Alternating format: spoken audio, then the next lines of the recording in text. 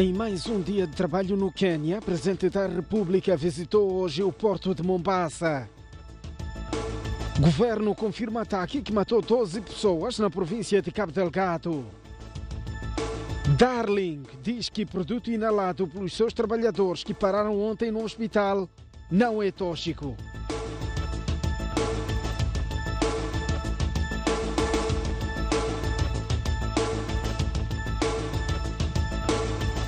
Muito boa noite. Um relativo atraso no jornal, pois estávamos a acompanhar em direto na STV, portanto, a vitória do Ferroviário de Maputo diante do Festbank, uma vitória que coloca os representantes de Moçambique na grande final amanhã diante do Interclube de Angola. Por ora, o Presidente da República escalou hoje a segunda maior cidade do Quênia, onde visitou o porto local que deverá ser usado para exportar açúcar, carvão mineral e outros produtos moçambicanos para o Quênia, Uganda e Ruanda. No quarto e último dia de visita de Estado de Filipe Nyusi ao Quênia, escalou o porto de Mombasa, que é um dos maiores da África Oriental. Desde 2013, o governo queniano investiu quase 350 milhões de dólares americanos, o que permite agora o porto manusear quase 1 milhão de contentores por ano. Na sua visita, Filipe Nyusi testemunhou o descarregamento deste cargueiro com mais de 800 contentores, trabalho que é feito em apenas 2 dias. O chefe de Estado ficou impressionado com o que viu. Interessa-nos saber como que os outros estão a desenvolver e, sobretudo, ler, aprender e não só transmitimos a experiência. Em termos de eficiência, está a crescer muito o tráfego. Este ano vai crescer mais do que o ano passado, mas como se não bastasse, há muita coisa, por exemplo, a expansão. O japonês, a JICA, que está também a colaborar conosco, está neste porto, portanto, estão a expandir o sistema de dragagem, há muita coisa. Moçambique tem um interesse particular com o porto de Mombasa. Estamos interessados porque Moçambique está a produzir e Moçambique quer exportar. Exportar significa que tem que haver o porto de saída e o porto de chegada. O porto de Maputo, da Beira e, neste caso concreto, também o porto de Nacala, sobretudo, vai exportar para aqui. Estamos a promover o carvão e já em agosto esteve cá neste porto o primeiro navio de carvão, mas também estamos a promover a exportação do açúcar, que pode vir para aqui ou mesmo para Ruanda, que já dissemos. E esse porto, Uganda, Ruanda, Sudão, usam esse porto, mas outros países. O que significa para nós é bom conhecermos onde que a nossa carga, a nossa produção pode ir. A visita serviu igualmente para a troca de experiências, até porque o presidente queniano também visitou o porto de Maputo em março passado. Transmitimos também a nossa experiência na gestão de portos. Esse porto ainda é explorado pelo governo, portanto é uma empresa pública que está a exportar. Nós já passamos para a fase de privatizações do porto de Maputo, de Nacala e mesmo da Beira. E mesmo em termos de racionalização da força do trabalho também vamos deixar a nossa experiência. Então foi bom ter estado aqui. E o governo de Moçambique pretende usar este porto de Mombasa para exportar diversos produtos para países de Interland, desta região africana. Francisco Mandlade, Isaac Langa, Press TV. Ainda em Mombasa, Filipe Nyusi se reuniu com parte dos 5.000 moçambicanos que residem ao longo do litoral do Quênia. Este é o primeiro encontro entre o Presidente da República e parte dos 1.400 moçambicanos que beneficiaram de nacionalidade queniana, o que tornou os Macondes reconhecidos como a 43ª tribo do Quênia. E porque o chefe de Estado é da mesma tribo de grande parte dos presentes, em algum momento o Chimaconde ou Swahili foram as línguas usadas no encontro, a par do português. Dentre várias questões, os presentes quiseram saber se podem ter dupla nacionalidade. Os moçambicanos queixaram-se do encerramento do consulado de Mombasa. Fechamos aqui em Mombasa, fechamos em Mutare, no Zimbábue, fechamos em Lisboa, no Porto, fechamos em Durban, em Joanesburgo, para evitarmos amanhã irmos parar ao tribunal porque não pagamos rendas, não pagamos salários aos nossos trabalhadores. Quando um dia a situação melhorar, vamos pensar de novo como é que nos vamos organizar para atender as comunidades. Por outro lado, os que não têm nacionalidade queniana querem ter acesso a documentos moçambicanos. O ministro do Interior, quando eu vinha para aqui, me disse que está organizado, preparado para ver se faz aquilo que fazem. Ir uma comissão, trabalhar, registrar as pessoas e resolver. Ele está preparado, apenas está a aguardar instruções face à nova realidade de vocês terem a documentação queniana. E por fim o chefe de Estado anunciou a supressão de vistos entre os dois países. Não há visto para vocês andar por onde quiserem. Se quiserem andar com o passaporte como moçambicano, vão a Moçambique. Se quiserem andar com o passaporte como queniano, vão a Moçambique. Ninguém vos pergunta nada. Ao todo, são mais de 5.000 os moçambicanos que residem no Quênia. O governo confirma o ataque ocorrido na noite de quinta-feira em Cabo Delgado. Os insurgentes mataram 12 pessoas e destruíram mais de 40 casas.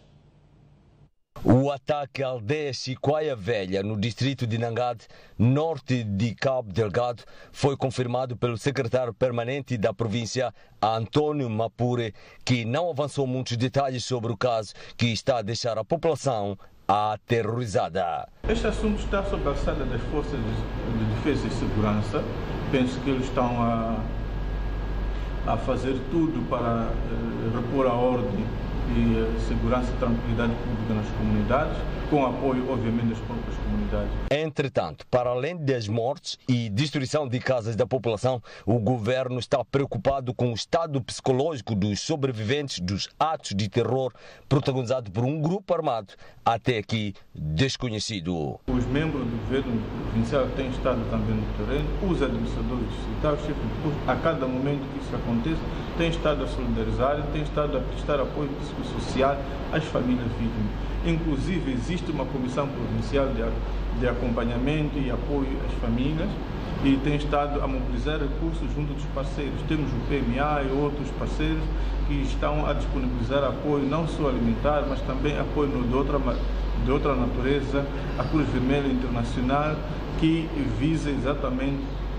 devolver a essas pessoas o sossego, tanto do ponto de vista físico, mas também social. O ataque ao distrito de Nangade, onde foram assassinadas 12 pessoas e incendiadas cerca de 40 casas, é o terceiro protagonizado pelo grupo durante este mês, que resultaram na morte de cerca de 20 cidadãos civis. Encerrou ontem o 43º Conselho Consultivo do Banco de Moçambique, que decorreu na cidade de Climane. A grande reunião passou em revista, dentre várias matérias, as zonas econômicas especiais. O Banco Central concluiu que a Zona Econômica Especial de Mucuba está a registrar um baixo crescimento. No encerramento, sexta-feira, do Conselho Consultivo do Banco de Moçambique, foi apresentado um estudo sobre as zonas econômicas especiais. No estudo, o Banco Central deu a conhecer que a Zona Econômica Especial de Mucuba, criada em 2014, está a registrar fraco crescimento quando comparado com a Zona Econômica de Nacala, criada em 2007, e a Zona Econômica de Kigali, no Ruanda, criada em 2013. A Zona Econômica Especial de Mucuba tem as 7 empresas. A Zona Econômica Especial de Nacala, que é a mais antiga, tem 106 empresas. A de Ruanda, que é apenas um ano mais antiga que a Zona Econômica Especial de Mucuba, tem 85 empresas. Para além disso, temos uma balança de bens tendencialmente deficitária na Zona Econômica Especial de Mucuba. Desde a sua criação, Mucuba atraiu apenas 36,5 milhões de dólares de investimentos, num total de 7 empresas. Previa-se a criação de 467 postos de trabalho, mas foram criados apenas 259 postos. Temos investimento realizado na Zona Econômica Especial de Nacala, 1 bilhão de dólares contra 36,5 milhões de dólares da Zona Econômica Especial de Mucuba. Em termos de números de trabalhadores, também vemos que a criação de postos de trabalho é muito mais expressivo na Zona Econômica Especial de Kigali, do que nas zonas económicas especiais que nós trazemos aqui do nosso país. São apontados como fatores para o fraco crescimento da Zona Económica Especial de Mucuba as cheias de 2015, tensão político-militar, entre outros fatores. A burocracia e o custo de energia são fatores que ditam um mau ambiente de negócios em Moçambique, segundo Abdul Karimo. Karimo apresentou 12 estudos por si feitos sobre zonas económicas especiais da Etiópia e Nigéria. Mas eu estudei duas realidades diferentes que não vi na apresentação da doutora Hilda. Eu estudei a Nigéria e estudei a Etiópia. A Etiópia é o paradigma africano no caso das zonas económicas especiais e zonas francas industriais. O governo da Etiópia definiu a industrialização do país pela via da zona económica especial e zona franca industrial como uma prioridade do país. Alocou 1 milhão de hectares de terras sem necessidade do investidor ir lá discutir com a população, sem necessidade de fazer reassentamento, desses milândios todos a que nós estamos habituados. Está lá 1 milhão de hectares de terra. O porto por onde eles exportam é o Djibouti. Está distante. Eu disse, bom, mas Mucuba, qual é o problema? Será por causa do porto de Quelimane? Bom, Nacala está muito longe. Mas são outros problemas que nós temos. Etiópia definiu para 2030 atingir um target de exportar 30 mil milhões de dólares em têxteis de tecidos. A Oassa Industrial Park, que foi inaugurada no ano passado, da Etiópia, deu 100 mil empregos. 100 mil empregos. O custo de energia na Etiópia custa entre 30 a 40 dólares megawatt-hora.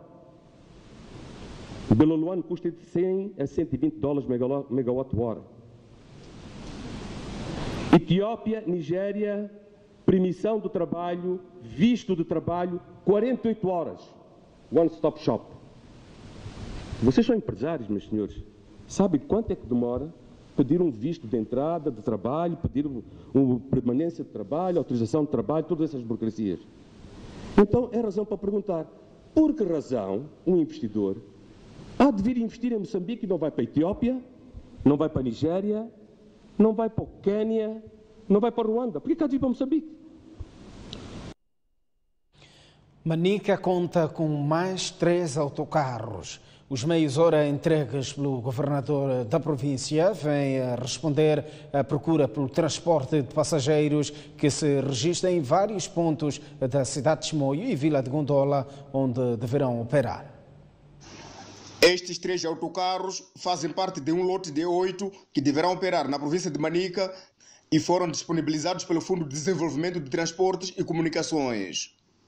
Falando na cerimônia de entrega dos referidos meios, o governador de Manica disse que os mesmos vêm dar resposta aos problemas de mobilidade de pessoas que Manica tem estado a enfrentar. Estávamos à procura de transporte rápido, transporte cômodo, o transporte que possa nos possibilitar circular da nossa cidade de Chimoio para outra cidade que nós temos ali, que é Manica, a Vila de Gondola e outras partes muito próximas da cidade de Chimoio. Manuel Rodrigues Alberto apelou, por outro lado, para a necessidade de se conservarem bem os autocarros para garantir a sua durabilidade. Temos que conservar, temos que usar bem e também os motoristas que vão andar nestes autocarros aqui devem ter cuidado. Isto não é avião, isto não é para voar, não é? É para andar muito bem, andar com uma velocidade moderada, para que este autocarro fique por muito tempo, né? Nós queremos ter um autocarro assim bonito, um autocarro novo. Um destes meios circulantes custou pouco mais de 3 milhões de meticais e o seu pagamento deverá ser efetuado em cerca de 5 anos. As imagens são de Jorge Joaquim, Carlitos Cadangue, STV.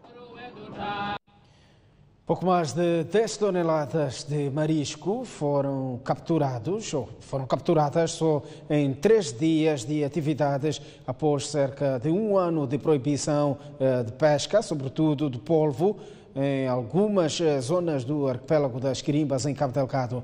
As vendas totalizaram mais de 10 milhões de meticais. O arquipélago das Quirimbas está a registrar desde quarta-feira a maior captura e venda do polvo deste ano, após o fim da proibição temporária da pesca, que durou 8 meses. Nas atividades cujo foco era polvo, só em 3 dias, perto de 300 pescadores retiraram do mar pouco mais de 4 toneladas daquele marisco, sem contar com quantidades de diversos tipos de peixe.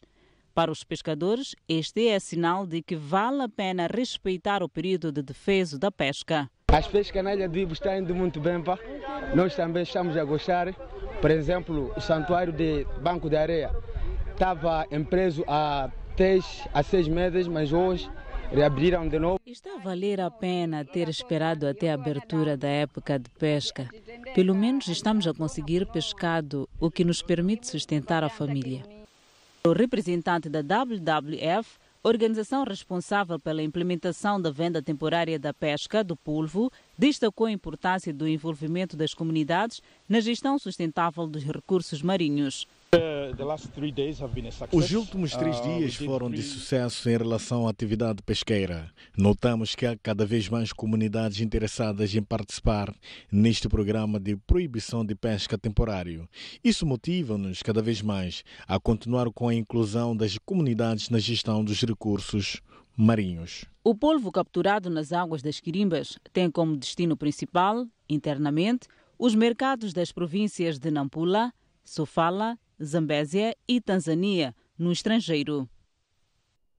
O reitor da Universidade de Zambésia defende que os graduados nas universidades não devem sentir-se realizados apenas pelo diploma. Nobre dos Santos diz que, mais do que um grau, os formados devem contribuir com o seu saber na apreciação crítica dos fenómenos que ocorrem no país, bem como na busca de soluções para os vários problemas. Na universidade, devíamos poder descobrir.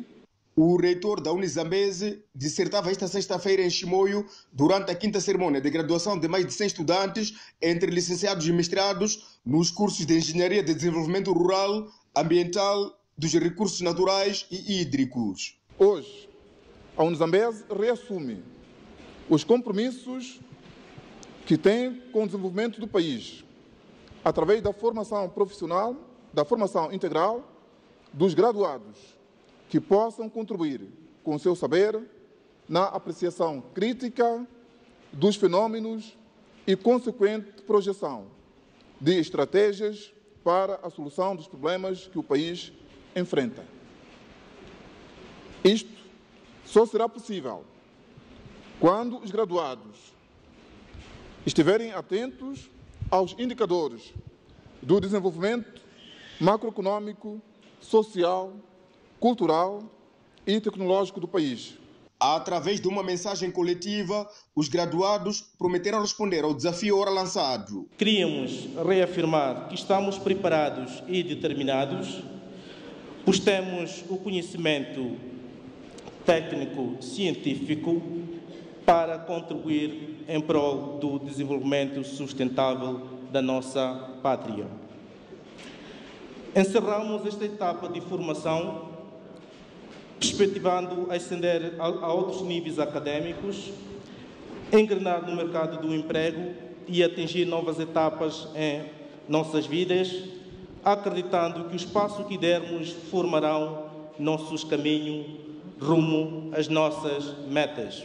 A Unizambeze funciona em Manica desde o ano de 2009 e leciona 8 cursos ligados à engenharia agrícola, de recursos naturais e de meio ambiente. A Darling confirma a ocorrência de um incidente ontem com os seus colaboradores na sequência de inalação de pó resultante de uma obra de reparação no piso da fábrica de Boane, realizado na véspera em período pós-laboral. Num comunicado enviado à nossa redação, a firma que se dedica à fábrica de cabelos, lamenta a situação e informa que todos os colaboradores estão fora de perigo. No mesmo comunicado, a Darling diz que são ao todo 136 colaboradores que foram afetados pela situação e apresentaram sintomas respiratórios e indisposição e que foram prontamente transportados para uma clínica e para o Hospital Provincial da Matola, onde receberam assistência médica, tendo recebido alta após o primeiro socorro. Por outro lado, a Darling diz ter recebido a garantia da empresa responsável pela obra de que não foi utilizado qualquer material tóxico ou que pudesse colocar os colaboradores em risco. De forma preventiva, o local da obra foi vedado de imediato, tendo já sido reforçada a sua limpeza e assegurado que não existem vestígios de pó ou qualquer outro tipo de sujidade. Faltam 4 dias para a realização do Mosefo Young Leaders.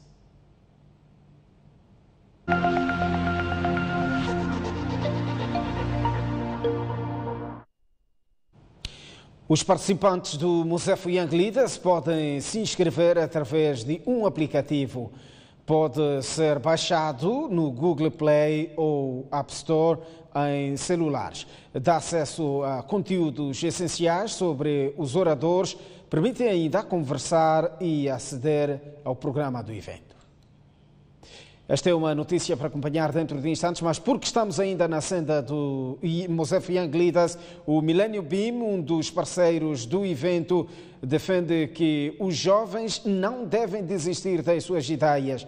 Para partilhar conhecimentos sobre a gestão financeira, o BIM recebeu um grupo de jovens, onde, além de debate, ficaram a saber como funcionam alguns departamentos do banco. O futuro somos nós, novos desafios, fazer a diferença é possível. O Millennium Beam, um dos parceiros do Mosefo Young Leaders, recebeu na sua sede jovens de algumas instituições acadêmicas para uma visita guiada com o objetivo de lhes transmitir conhecimentos ligados à educação financeira. Os estudantes foram recebidos pelo presidente da Comissão Executiva do Millennium Beam, engenheiro José Reino da Costa, que lhes deu as boas-vindas ao banco. Tirem o máximo proveito deste tempo que vão passar aqui connosco. Participem, façam perguntas. A seguir, visitaram a direção de marketing e comunicação, onde tiveram a oportunidade de conhecer o trabalho ali desenvolvido e colocar questões. Foram igualmente conhecer a direção de crédito, onde também interagiram com os colaboradores do setor. Temos a equipe da NSFs, que é a equipe que trata do processamento das transações com insuficiência de provisão, portanto, debita essas contas a descoberto. A última parte da visita foi marcada pelo debate sobre o aconselhamento financeiro para os jovens, com a doutora Liliana Catoja, administradora executiva do BIM, que desafia os jovens a serem persistentes nos seus objetivos. Que não desistam das suas ideias, toda ideia é uma boa ideia, mas que temos que encontrar formas de as viabilizar dentro de um determinado contexto de gestão de risco, rentabilidade, mas que não desistam das ideias. Os estudantes gostaram do que viram e ouviram. Foi muito produtivo, conhecemos como é que a banca funciona, a questão dos créditos, mas também como é que funciona a questão do desenvolvimento de produtos para o cliente. Acreditamos que não só falou sobre conhecimentos financeiros, mas sim falou sobre conhecimentos de desenvolvimento sustentável e como é que a banca contribui para o desenvolvimento econômico do país. Este encontro com o Millennium Beam foi uma oportunidade de aconselhamento, de orientação do jovem, muito mais jovens que saem das universidades, porque estes é que são confiados a trazerem novas coisas, novos projetos, e essa orientação é positiva na possibilidade de o jovem poder pôr em prática aquilo que aspira. E antes do adeus, uma pose para a posteridade. Agora sim, os participantes do Mosefo Young Leaders podem se inscrever através de um aplicativo. Pode ser baixado no Google Play ou App Store em celulares. Dá acesso a conteúdos essenciais sobre os oradores, permite ainda conversar e aceder ao programa do evento. Sob gestão da empresa Interactive, o aplicativo surge especificamente para facilitar o processo de inscrição ao Mosefo Young Leaders. Para a segunda edição do Mosefo Young Leaders, nós desenvolvemos um aplicativo internamente. Este aplicativo já está disponível nas duas plataformas, Google Play e App Store. É muito simples, basta pegar no seu telefone e ir para a plataforma App Store ou Google Play, escrever Mosefo Young Leaders, localizar o aplicativo e baixar. Para fazer a inscrição através do aplicativo é muito simples. É só ir para a tela inicial. No canto superior esquerdo tem um botão Inscreva-se aqui. É só clicar.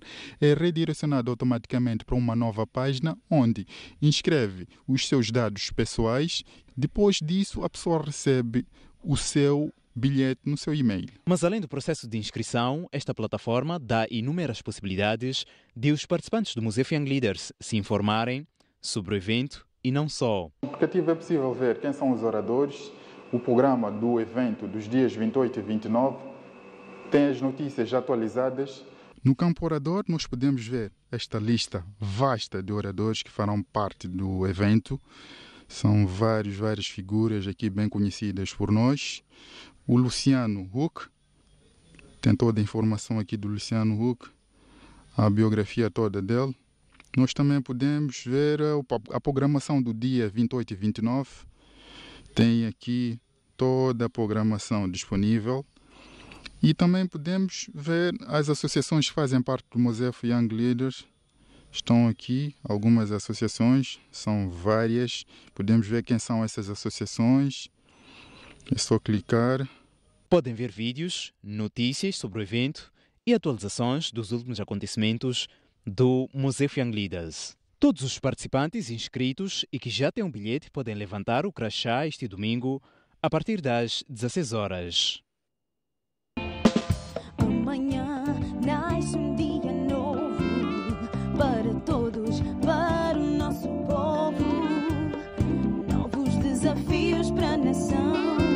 Nós abraçamos com toda a emoção.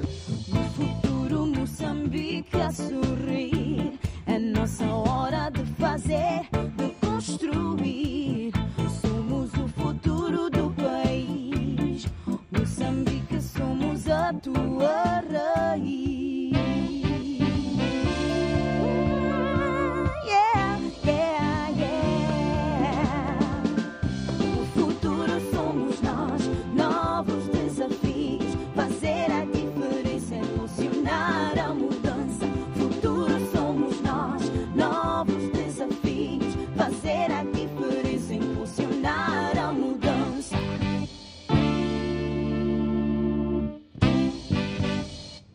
Agora sim, uma das notícias faz manchete esta edição do Jornal da Noite. O Ferroviário de Maputo acaba de qualificar-se para a final da Taça dos Clubes Campeões Africanos de Basquetebol em séniores femininos ao derrotar o First Bank da Nigéria por 72-59 em jogo das meias finais da Taça dos Clubes Campeões Africanos de Basquetebol. O First Bank entrou melhor, fazendo um parcial de 9-0, mas depois o Ferroviário de Maputo fez os ajustes defensivos e recuperou o marcador. O primeiro quarto terminou empatado 13-13.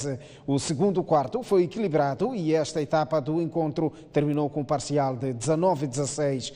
Ao intervalo, as locomotivas venciam por 33-29. No terceiro quarto, o Ferroviário de Maputo entrou melhor, conseguiu uma vantagem de 11 pontos, mas depois o First Bank melhorou e venceu por 19-15. No quarto e último período, o Ferroviário de Maputo foi mais forte e venceu pelo parcial de 24-11. Na final, o Ferroviário de Maputo terá pela frente o Interclube de Luanda. Saímos a esta altura para uma curta pausa. Voltamos dentro de instantes com o melhor da informação. Até já.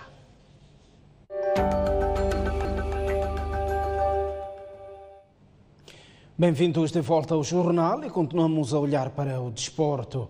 O selecionador nacional Abel Xavier diz que o seu trabalho é definido em função das etapas e projetos já elaborados e que contém aspectos que muitos desconhecem. Uma semana de festa para o futebol moçambicano em duas frentes continentais. A seleção nacional, os Mambas, venceram a Zâmbia e continuam na corrida ao CAN dos Camarões em 2019. E a seleção sub-23, os Mambinhas, eliminou o Eswatini na eliminatória de acesso ao CAN da categoria, que terá lugar no Egito também próximo ano. O selecionador nacional diz que estes resultados são fruto do trabalho de um projeto que vem executando desde que chegou ao país. Sempre defini que as etapas que eu ia implantar eram suportadas, obviamente, por um planeamento e que muitas pessoas chamam um projeto. Há projetos que não têm conteúdos e nós temos conteúdos, tem etapas, mas de facto depois nós queremos presencialmente ver o crescimento dos jogadores, o comportamento dos jogadores. Mas para atingir os objetivos, Abel Xavier diz que é preciso criar-se condições adequadas às seleções nacionais, adicionadas ao pensamento positivo de vitórias em todos os jogos. Não há dia em que nós, quando entramos para trabalhar, nós não estejamos sempre a pensar nas vitórias. Existe um reconhecimento popular de muita gente sobre o trabalho, porque muitas vezes nós estamos expostos à questão resultadista e depois exigem-nos coisas que depois também não nos dão para essa mesma exigência. Mas de facto o que aconteceu hoje, eu penso que é um estender da alegria que nós queremos dar ao povo. Aliás, o selecionador nacional afirma que o trabalho que está a desenvolver nunca antes tinha sido feito, nomeadamente de construir uma seleção nacional forte. Ainda assim, diz contar com todos que apoiam o seu trabalho, apesar de existirem muitos críticos.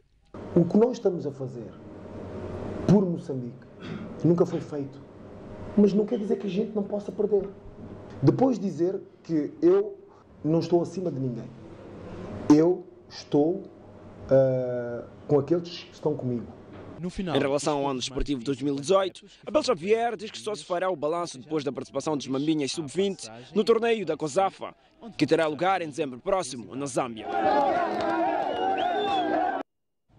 O sul-africano Abdenigo, assim que é Machava, e a moçambicana Zeferina Marinho foram os grandes vencedores da 13ª edição da corrida pedestre patrocinada pelo Millennium Beam. Tratou-se na 13ª vez que o Millennium Beam organiza a corrida pedestre, que este ano teve a participação de mais de 500 participantes, entre federados, estrangeiros e nacionais, juvenis, veteranos, colaboradores do banco, pessoas portadoras de deficiência e, pela primeira vez, a corrida de bicicletas. Na hora de cortar a meta, Abdenigo Machava, atleta sul-africano, foi o primeiro a chegar com o tempo de 41 minutos, 20 segundos e 37 centésimos, levando para casa o prémio. Mas Gilberto Mamba, com tempo de 42 minutos, 23 segundos e 24 centésimos, terminou na segunda posição na classificação geral, mas venceu o primeiro na categoria de nacionais. Ano antepassado, nesse caso, mudou-se o percurso e consegui bater o recorde. Esse ano voltou a se mudar. Infelizmente, o Machava ficou em primeiro lugar. Não estou triste, tendo em conta que já há 4 meses estou a trabalhar sozinho. Na categoria de femininos, Zeferina Marinho não teve oposição e terminou na frente com um tempo de 53 minutos, 19 segundos e 35 centésimos, sendo seguida por Madalena Quisito e Atália Pelembe, que chegaram 4 minutos depois. O percurso estava bom, a temperatura estava boa, então não temos motivos para reclamar. É só agradecer a Deus em primeiro lugar, agradecer muito ao treinador e a Millennium Beam por sempre patrocinar a prova. David Simango, presidente do Conselho Municipal da cidade de Maputo, elogiou o esforço dos patrocinadores e organizadores em organizar a prova pela 13ª vez. A prova foi bem participada, o que quer dizer que está a conquistar o público. Terceiro, como sempre dissemos, a saúde agradece a todos aqueles que aderiram à iniciativa. Este para nós é um patrocínio muito importante porque é uma forma de demonstrarmos o nosso apoio e incentivo ao desporto, à vida saudável e, portanto, dentro desse ponto de vista, já se tornou aqui provavelmente a principal corrida da cidade de Maputo. Os primeiros classificados em federados receberam um prémio monetário de 25 mil meticais em ambos os sexos, enquanto os segundos receberam 20 mil e os terceiros classificados 15 mil meticais. Decorre desde ontem a 11ª edição do Festival de Zalala, onde são esperados 37 mil espectadores. Para além de música típica e gastronomia, o evento será uma verdadeira montra cultural da Zambésia. O 11º Festival da Praia de Zalala arrancou com cerimônia tradicional. Depois, o governador e sua comitiva efetuaram visita às montras instaladas no recinto do festival. Aqui foi possível notar uma variedade de recursos marinhos, trabalhos feitos por artesãos, assim como a culinária zambesiana. Mais tarde, ao anoitecer, seguiram-se os discursos de abertura. Promover as potencialidades turísticas e culturais da província significa falar das praias, das águas termais, da fauna, da flora, da beleza paisagística da nossa cultura, danças e gastronomia que constitui um dos grandes atrativos culturais para os turistas. Tenhamos cautela para não abusar. Sobretudo, gostaria de pedir para que não houvesse acidentes na nossa estrada. Nós não queremos transformar esses dias de festa em dias de luto. Na abertura do festival, várias personalidades marcaram presença. O público também acorreu ao local. Então vim tirar saudades, está a ser bom, vale a pena realmente. É a afirmação da cultura moçambicana, cultura específica aqui da Zambésia, e tudo acontece à volta da cultura. Este 11º não será diferente, aproveitem conhecer a praia, provem da peculiaridade que existe na gastronomia, na cultura, em tudo que vocês tiverem a oportunidade, porque vai valer muito a pena. Exatamente, a perspectiva vai ser enorme e vamos fazer aqui a festa e também espero que toda a população aqui da província de Zambésia também que esteja cá no festival. A noite dentro seguiram vários momentos de música. O destaque vai para o Cotari, Pureza ao Afino, entre outros.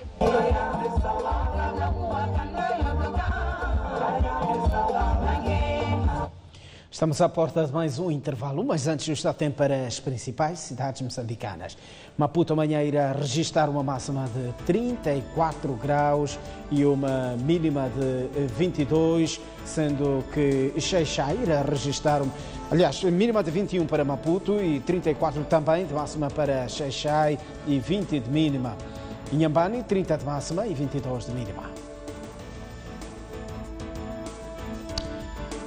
No centro do país, Tete terá uma máxima de 33 graus e uma mínima de 22, 25 graus de máxima para Chimoio, 19 de mínima, 28 graus de máxima na Beira e 20 de mínima. Climane, 33 de máxima e 22 de mínima.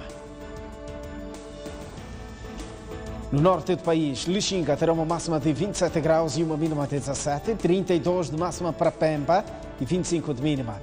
Nampula, 33 de máxima e 22 de mínima. Até já. Previsão do tempo é-lhe oferecida pela Indico Seguros. Muito boa noite, uma vez mais, estamos de volta ao jornal. Vamos a esta altura olhar o mundo. Os haitianos voltaram à rua para exigir a demissão do presidente Jovenel Moïse. Alguns protestantes envolveram-se em disputas com a polícia. Vandalização de carros, cenas de violência e ruas totalmente preenchidas pelos haitianos marcaram mais uma manifestação de contestação contra o presidente Jovenel Moïse. Os manifestantes entendem que o chefe de Estado não tem feito o suficiente para investigar a utilização indevida de milhões de dólares do programa Petrocaribe, que permitia ao país adquirir produtos petrolíferos a baixo custo à Venezuela. Haiti foi um dos países das Caraíbas que beneficiou da cooperação internacional que a Venezuela de Hugo Chávez promoveu com os países da região. A ideia era vender petróleo venezuelano a crédito e com uma taxa de juro muito baixa. O acordo previa também a libertação de um fundo para o desenvolvimento de projetos sociais. Os protestos duram há praticamente uma semana e provocaram já vários mortos. Na quarta-feira, Jovenel Moïse dirigiu-se à nação para dizer que não se demitia e apelar ao diálogo, acrescentando que o governo local iria tomar todas as medidas para a paz regressar ao Haiti. 2 polícias e 2 civis foram mortos durante o atentado contra o consulado da China no Paquistão. O ataque foi reivindicado pelos separatistas paquistaneses. É com este vídeo do sistema de vigilância que o consulado da China em Karachi, no Paquistão, viu o momento em que 3 atacantes começaram a disparar contra o edifício diplomático. Impedidos de entrar, os 3 homens tentaram forçar a entrada com um carro armadilhado, mas mesmo assim não conseguiram e acabaram por ser abatidos.